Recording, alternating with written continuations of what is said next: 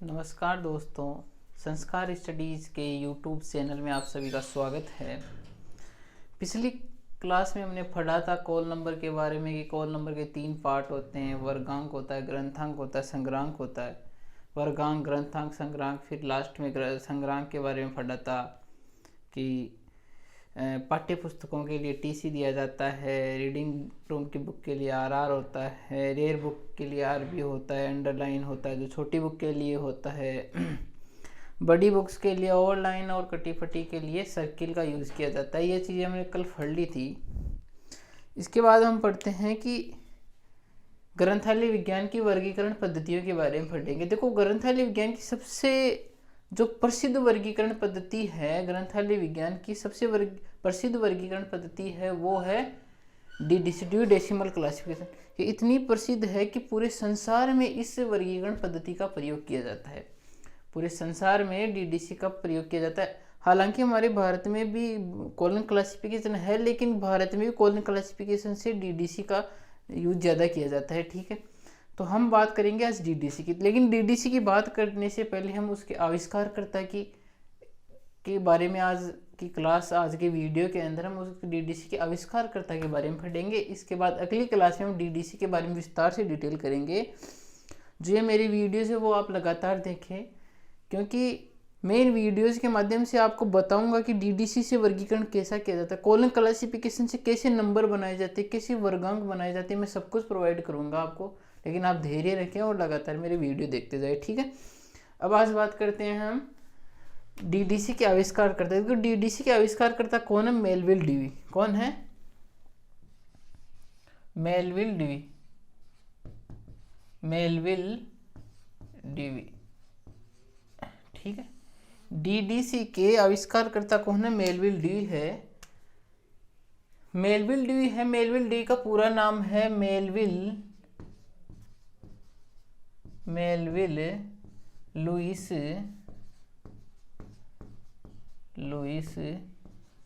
कोसुथ। Melvil Louis Kossuth Dewey. ठीक है, exam में बहुत बार पूछा गया है कि मेलविल डीवी का पूरा नाम क्या है। तो मेलविल लुईस कोसुथ डेवी। जिस प्रकार एसआर रंगनाथन का पूरा नाम पूछा जाता है सियाली रामामृत रंगनाथन अय्यर। ठीक है, एसआर रंगनाथन का पूरा नाम है वो कॉलन क्लासिफिकेशन के और मेलविल डीवी डीडीसी के। ठीक है, तो मेलविल डीवी का पूरा नाम क्या है? Melvil Louis Kossuth Dewey. ठीक है, अब बात करते हैं इनके जन्म की। देखो, इनका जन्म कब हुआ था? मेलविल डीवी का जन्म हुआ था 10 दिसंबर। कब हुआ था? 10 दिसंबर 1851 को। 10 दिसंबर 1851 को मेलविल डीवी का जन्म हुआ था। 10 दिसंबर 1851 को मेलविल डीवी का जन्म हुआ था और वो होता एडम्स सेंटर। कहाँ पर हुआ था? Adams centre. And Adams centre है वो कहाँ पर है? न्यूयॉर्क में है। कहाँ पर है? न्यूयॉर्क में। एडम्स सेंटर न्यूयॉर्क में मेलविल डीवी का जन्म 10 दिसंबर 1851 में हुआ। इनके पिता का नाम क्या था? इनके पिता का नाम था जोएल डीवी। क्या था? Joel Dewey. ठीक है, जोएल डीवी। ठीक है, इनकी माता का नाम क्या था? माता का नाम था एलाइजा। क्या था? एलाइजा। ठीक है, एलाइजा। ठीक है, इनकी पत्नी, इनके 2 पत्नियां थी। पहली पत्नी का नाम था एमिली। क्या नाम था? देखो, पहली पत्नी का नाम था एमिली डीवी और दूसरी पत्नी का नाम था एनी। क्या नाम था? एनी। देखो, हमें एनी का नाम याद रखना है। एनी का नाम ज़्यादा इंपॉर्टेंट है, क्योंकि जो डीवी डेसिमल क्लासिफिकेशन पद्धति के आविष्कारकर्ता जो मेलविल डीवी है, उनकी एक प्रसिद्ध संस्था रही है लेक पैलेस क्लब। जो ये लेक पैलेस क्लब रही है, उस लेक पैलेस की संस्थापक सदस्यों में एनी शामिल थी। मतलब मेलविल डीवी ने एनी के साथ मिलकर के लेक पैलेस क्लब की स्थापना की थी। और जो लेक पैलेस क्लब है उसको मतलब कि अपने कॉपीराइट वगैरह सब इसी लेक पैलेस क्लब को दान पात्र के रूप में दे दिया था। इसके बारे में भी आगे पढ़ेंगे इसी क्लास के अंदर। देखो, इसका जन्म 10 दिसंबर 1851 में हुआ, एडम सेंटर न्यूयॉर्क के अंदर हुआ। इनके पिता का नाम जोएल डीवी था, माता का नाम एलाइजा था, पत्नी का नाम एमिली डीवी और एनी का नाम इंपॉर्टेंट है, क्योंकि एनी के साथ मिलकर इन्होंने किस स्थापना की थी? लेक पैलेस क्लब की 1895 में। ठीक है, इनके पुत्र का नाम है गॉडफ्रे डीवी। क्या नाम है? Godfrey Dewey. देखो ये बहुत इंपॉर्टेंट है। पुत्र का नाम बहुत बार एग्जामिनेशन में पूछा गया है। मेलविल ड्यूई के पुत्र का नाम क्या है? मेलविल ड्यूई के पुत्र का नाम है गॉडफ्रे ड्यूई। देखो इंपॉर्टेंट क्यों है? क्योंकि 15वां एडिशन आया था। 15वां एडिशन आया था 1951 में, जिसको मानक एडिशन कहते हैं। किसका? डीडीसी का। हम डीडीसी की बात कर रहे हैं। डीडीसी का 15वां एडिशन आया था 1951 में, और उसके मतलब संपादक कौन थे, उसके एडिटर कौन थे? वो थे फर्ग्यूसन। कौन थे? 15वें के थे फर्ग्यूसन। लेकिन ये ग्रंथ थोड़ा सही नहीं था, इसको हालांकि मानक एडिशन कहते हैं। इसके बाद में इसी 15वें का रिप्रिंट मात्र एक ओनली एक ही एडिशन है जिसका रीप्रिंट तैयार किया गया था। वो कौन सा था? 15वां एडिशन, पहली बात। और इस 15वें जो रीप्रिंट एडिशन था, 15वें रीप्रिंट एडिशन का संपादक कौन था? Godfrey Dewey. कौन था? Godfrey Dewey. इसलिए यह इंपॉर्टेंट हो जाता है। इसी कारण एग्जाम में बहुत बार पूछा गया है कि मेलविल ड्यूई के पुत्र का क्या नाम था? हालांकि माता पिता का नाम आज तक पूछा नहीं गया है, लेकिन अगर इतने बड़े विद्वान है तो ये भी याद रखना जरूरी है। एनी का याद रखना वैसे इंपॉर्टेंट है। लेक पैलेस क्लब की स्थापना की। गॉडफ्रे ड्यूई बहुत बार पूछा गया है। और क्यों पूछा गया? क्योंकि 15वां जो रीप्रिंट एडिशन था ये कब आया था? 1952 में। कब आया था? 1952 में आया था। उसके जो एडिटर थे वो कौन थे? गॉडफ्रे ड्यूई थे। जब डीडीसी पढ़ेंगे तो 15 रीप्रिंट के बारे में आगे विस्तार से चर्चा करेंगे आने वाली क्लासों में। ठीक है, अब बात करते हैं इनकी शिक्षा की कि कहाँ से कैसे कैसे इन्होंने शिक्षा अर्जित की। 1876 के अंदर इन्होंने स्नातक की उपाधि धारण की। स्नातक कब की थी? स्नातक 1876 में। जब इनकी आयु कितनी थी? 23 वर्ष की। 23 वर्ष की उम्र में 1876 में इन्होंने क्या की थी? स्नातक की थी। और वो कौन सी कॉलेज से की थी? एम्स हर्ट कॉलेज से। कौन सी कॉलेज से? एम्स हर्ट कॉलेज से। एम्स हर्ट कॉलेज से मेलविल ड्यूई ने 1876 में 23 साल की उम्र के अंदर स्नातक की उपाधि धारण की। और फिर इसी कॉलेज में 1876 के अंदर सर्वप्रथम पुस्तकालय सहायक पुस्तकालय सहायक के रूप में क्या हुए? नियुक्त। मतलब आपको पूछा जाए कि मेलविल ड्यूई सर्वप्रथम पुस्तकालय सहायक के रूप में कहाँ पर नियुक्त किए गए थे, तो वो एम्स हर्ट कॉलेज में मेलविल ड्यूई सर्वप्रथम पुस्तकालय सहायक के रूप में नियुक्त किए। 1876 में स्नातक की उपाधि 23 वर्ष की उम्र में एम्स हर्ट कॉलेज से ली। और यहीं पर पुस्तकालय सहायक के पद के रूप में कार्य करते हुए उन्होंने 1876 के अंदर डीडीसी ड्यूई डेसिमल क्लासिफिकेशन नामक बहुत ही प्रसिद्ध और बहुत ही फेमस पद्धति का है जो आविष्कार किया। वो कब किया? 1876 में। देखो 1876 में इन्होंने कई काम किए थे। 1876 में इन्होंने पहला काम तो क्या किया? पहला तो किया, एक तो किया ALA की स्थापना। दूसरा था लाइब्रेरी जर्नल। और तीसरा था डीडीसी। मतलब मेलविल ड्यूई ने 1876 में 3 काम किए। एक तो ALA की स्थापना। ALA की स्थापना की थी 1876 में। कब की थी? 6 अक्टूबर 1876 के अंदर मेलविल ड्यूई ने ALA की स्थापना की। और ये ALA के संस्थापक सदस्य थे। क्या थे? संस्थापक सदस्य थे। ये 1876 से 1890 तक 1876 से 1890 तक ALA के क्या रहे? ये सचिव रहे। क्या रहे?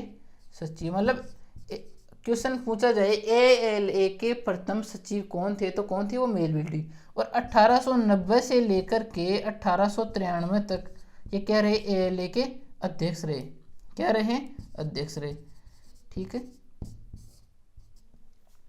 देखो 1876 में इन्होंने 3 काम किए। ALA की स्थापना की। ALA की स्थापना 6 अक्टूबर 1876 में की। ये संस्थापक सदस्यों में शामिल थे। 1876 से 90 तक ALA के सचिव रहे। और 1890 से 1893 तक क्या रहे? ALA के अध्यक्ष रहे। ठीक है, फिर बात करते हैं लाइब्रेरी जनरल। इन्होंने जो लाइब्रेरी जनरल नामक पत्रिका है इसका संपादन किया। कब किया? 1876 में किया। और यह ग्रंथालय विज्ञान की प्रथम पत्रिका है। एग्जाम में बहुत बार क्वेश्चन आ चुका है। ग्रंथालय विज्ञान की प्रथम पत्रिका कौन सी है? तो वो कौन सी है? Library general. ग्रंथालय विज्ञान की प्रथम पत्रिका का प्रकाशन कहाँ पर किया गया? अमेरिका में किया। किसने किया? उसके संपादक कौन थे? तो वो कौन थे, मेलविल ड्यूई। लाइब्रेरी जनरल के प्रथम मतलब संपादक कौन थे, ड्यूई थे। लाइब्रेरी जनरल नामक पत्रिका के संपादक ड्यूई थे। ये अमेरिका में शुरू हुई तथा ग्रंथालय विज्ञान की प्रथम पत्रिका मानी गई है। ठीक है, इसके बाद में है डीडीसी। देखो डीडीसी के बारे में हम आगे नेक्स्ट क्लासेज में विस्तार से चर्चा करेंगे, थोड़ी थोड़ी जानकारी मैं बता देता हूँ। डीडीसी का पूरा नाम है डिवी डेसिमल क्लासिफिकेशन। इसमें 0 से 9 इंडो अरेबिक संख्याओं का यूज होता है। 0 से 9 इंडो अरेबिक, एग्जाम में बहुत बार पूछा जाता है इंडो अरेबिक संख्याओं का, एग्जाम में आता है। डीडीसी में यूज किए जाते हैं इंडो अरेबिक संख्या, रोमन दीर्घ letter, Roman small letter, Roman capital दीर्घ, ऐसे क्वेश्चन आते हैं। तो डीडीसी में किसका यूज किया जाता है, इंडो अरेबिक का। और ये है शुद्ध अंकन का उदाहरण, किसका, शुद्ध अंकन का। अंकन के अंदर हमने पढ़ा भी दिया था कि डीडीसी एक कैसी पद्धति है, शुद्ध अंकन, राइटर्स क्लासिफिकेशन है, एक्सपेंसिव क्लासिफिकेशन है, ये सभी किस प्रकार की पद्धतियाँ, शुद्ध अंकन की पद्धतियाँ हैं। ठीक है, अब बात करते हैं ड्यूई के आगे के कार्य। देखो मेलविल ड्यूई है, पूरा नाम मेलविल ड्यूई कोसत ड्यूई है। जन्म 10 दिसंबर 1851 एडम सेंटर न्यूयॉर्क में हुआ। पिता का नाम जोएल ड्यूई, माता का नाम एलाइजा, पत्नी का नाम एमिली ड्यूई और एनी, पुत्र का नाम गॉडफ्रे ड्यूई। क्यों इनका नाम याद रखना है, क्योंकि 15वें रीप्रिंट एडिशन जो 1952 में आया था डीडीसी का, तो डीडीसी के 15वें रीप्रिंट एडिशन के जो हैं संपादक कौन थे, गॉडफ्रे ड्यूई थे। 1876 में स्नातक की उपाधि धारण की और 1876 में पुस्तकालय सहायक के रूप में एम्स हर्ट कॉलेज के अंदर नियुक्त हुए। ठीक है,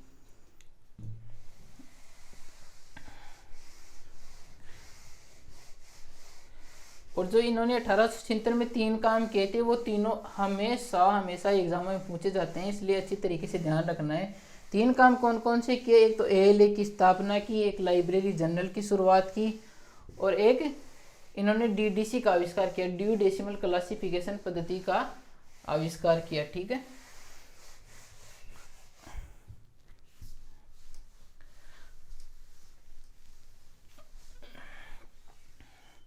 अब बात करते हैं इनके उपनामों की। किनकी बात करते हैं, उपनामों की। उपनामों के इनको ग्रंथालय वर्गीकरण के जनक किसके रूप में जाना जाता है, ग्रंथालय वर्गीकरण के जनक, ग्रंथालय वर्गीकरण के जनक।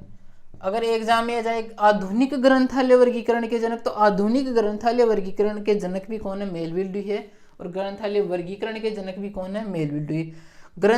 अमेरिका में ग्रंथालय आंदोलन के सूत्रधार, अमेरिका में ग्रंथालय आंदोलन के सूत्रधार, अमेरिका में ग्रंथालय आंदोलन के सूत्रधार कौन है, मेलविल ड्यूई। अमेरिका में ग्रंथालय आंदोलन के सूत्रधार भी कौन है, मेलविल ड्यूई है। ठीक है, इसके बाद आता है 1882 के अंदर मेलविल ड्यूई ने बोस्टन के अंदर, कहाँ पर, बोस्टन के अंदर एक लाइब्रेरी ब्यूरो नामक संस्था की स्थापना की। किसकी, लाइब्रेरी ब्यूरो की स्थापना। बोस्टन में मेलविल ड्यूई ने किसकी स्थापना की, लाइब्रेरी ब्यूरो की स्थापना की। बहुत बार पूछा जाता है कि लाइब्रेरी ब्यूरो की स्थापना किसने की, मेलविल ड्यूई ने की। कब की, 1882 में, और कहाँ पर की, कहाँ कर की, बोस्टन में की। ठीक है, फिर 1883 के अंदर ये प्रश्न थोड़ा इंपॉर्टेंट, अब एग्जाम में सबसे ज़्यादा यही आता है। 1883 में कोलंबिया कॉलेज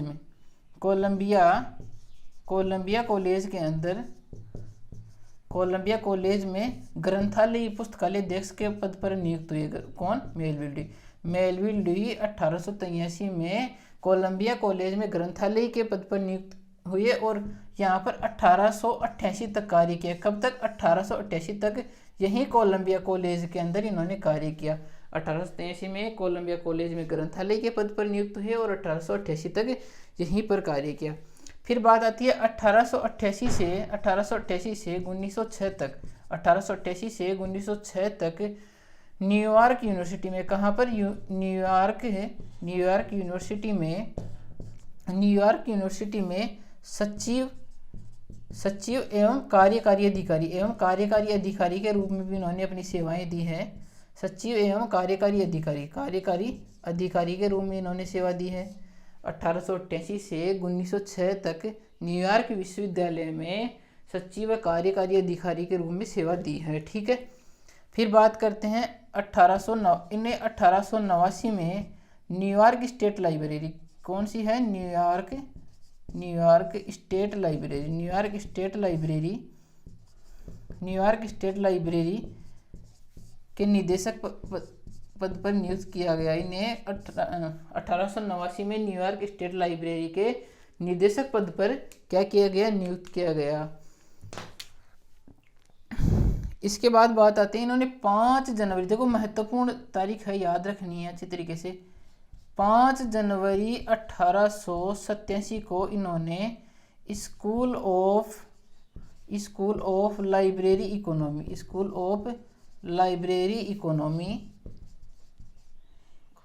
इकोनॉमी नामक ग्रंथालय विज्ञान की एक शिक्षण संस्था थी, उसकी शुरुआत की। देखो मेलविल ड्यूई ने 5 जनवरी 1887 में स्कूल ऑफ लाइब्रेरी इकोनॉमी की शुरुआत की, जो पूरे विश्व में ग्रंथालय विज्ञान की प्रथम शिक्षण संस्था थी। ग्रंथालय विज्ञान की प्रथम शिक्षण संस्था कौन सी थी? स्कूल ऑफ लाइब्रेरी इकोनॉमी थी। और इसी देखो इस लाइन से एक क्वेश्चन निकल के आ रहा है, लाइब्रेरी इकोनॉमी शब्द। बात करें लाइब्रेरी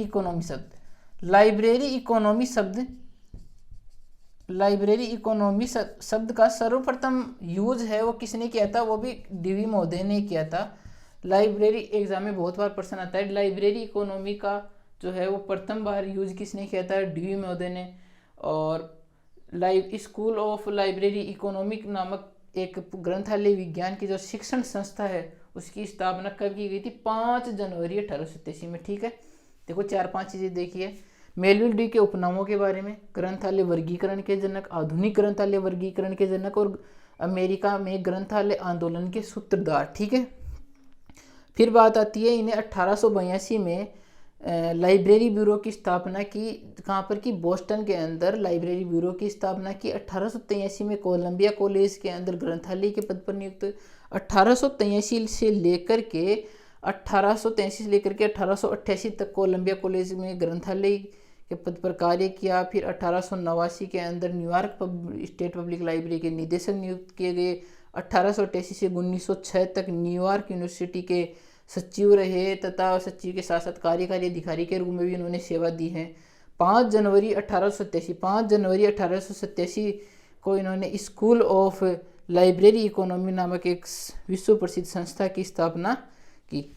अब बात करते हैं हम, इनकी एक और बहुत बड़ी फेमस संस्था थी जिसके बारे में मैंने पहले भी बताया था। कौन सी संस्था है? Lake palace club. कौन सा है? Lake palace club.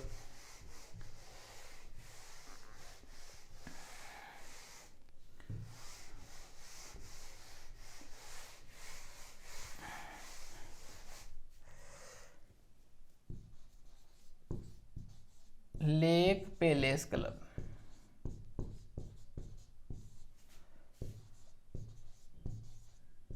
Lake palace, देखो लेक पैलेस क्लब की जो स्थापना है मेलविल ड्यूई ने कब की थी? 1895 में मेलविल ड्यूई ने लेक पैलेस क्लब की स्थापना की थी। 1895 में मेलविल ड्यूई ने लेक पैलेस की स्थापना की थी फ्लोरिडा में। कहाँ पर की थी? फ्लोरिडा है वो अमेरिका का ही एक जगह का नाम है, यूएसए में। इन्होंने लेक पैलेस क्लब की स्थापना की थी अपनी पत्नी एनी के साथ मिलकर। अपनी पत्नी, इनकी पत्नी थी, पत्नी का नाम था एनी के साथ मिलकर के इन्होंने एक लेक पैलेस क्लब नामक संस्था की स्थापना की। कब की? 1895 में की। ठीक है, और इन्होंने एक दान पत्र के माध्यम से अपने सभी पुस्तकों के, सभी ग्रंथों के जो कॉपीराइट हैं वो किसको दे दिए? लेक पैलेस क्लब को। अपने सभी ग्रंथों के जो प्रकाशनाधिकार है, सभी ग्रंथों के प्रकाशनाधिकार एक दान पत्र के माध्यम से सभी ग्रंथों के प्रकाशनाधिकार किसको दिए? लेक पैलेस क्लब को। किसको दिए? लेक पैलेस क्लब को दे दिए थे। अब पूछा जाए कि मेलविल ड्यूई ने अपना अंतिम समय कहाँ पर बिताया? इसी लेक पैलेस क्लब में रहते थे मेलविल ड्यूई। अपना अंतिम समय भी इन्होंने यहीं पर बिताया था। मेलविल ड्यूई जैसे महान विद्वान, महान विचारक और महान ग्रंथालय की जो मृत्यु है वो कब हुई थी? 26 दिसंबर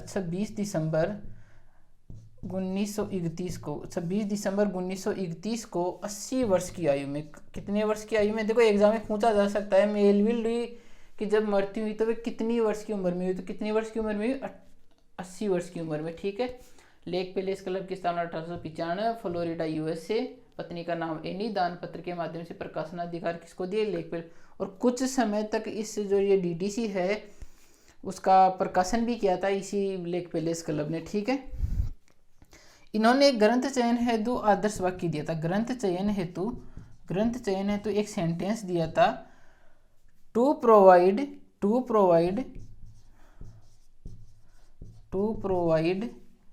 the best books to provide the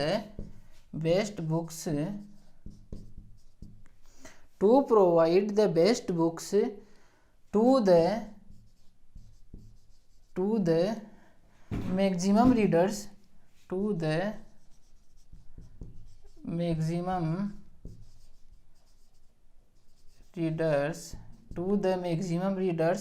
to provide the best books to the maximum readers at the least